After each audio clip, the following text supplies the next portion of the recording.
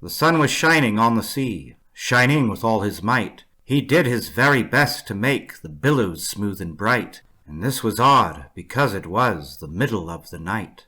The moon was shining sulkily, because she thought the sun had got no business to be there after the day was done. "It's very rude of him," she said, "to come and spoil the fun."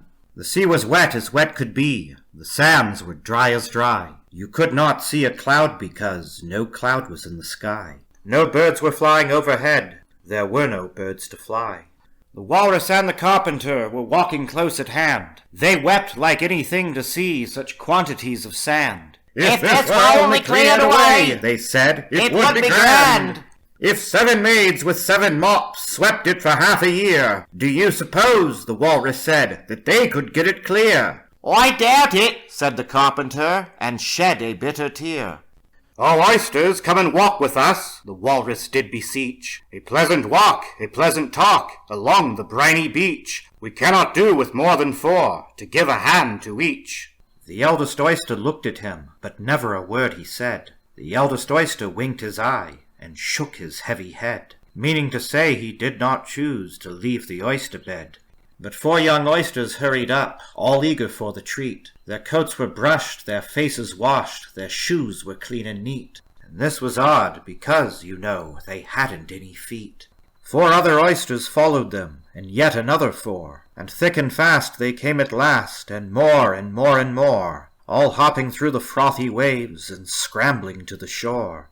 The Walrus and the Carpenter walked on a mile or so, and then they rested on a rock conveniently low, and all the little oysters stood and waited in a row.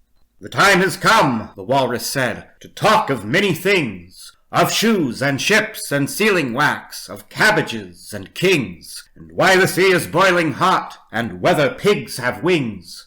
"But wait a bit," the oysters cried, "before we have our chat. For some of us are out of breath, and all of us are fat." "Now, Harry," said the Carpenter. They thanked him much for that. "A loaf of bread," the Walrus said, "is what we chiefly need. Pepper and vinegar besides are very good indeed. Now if you're ready, oysters dear, we can begin to feed." "But not on us," the oysters cried, turning a little blue. "After such kindness, that would be a dismal thing to do." "The night is fine," the Walrus said. "Do you admire the view? It was so kind of you to come, and you are very nice." The Carpenter said nothing but, "Cut us another slice. I wish you were not quite so deaf. I've had to ask you twice." "It seems a shame," the Walrus said, "to play them such a trick, after we've brought them out so far, and made them trot so quick." The Carpenter said nothing but, "The butter is spread too thick."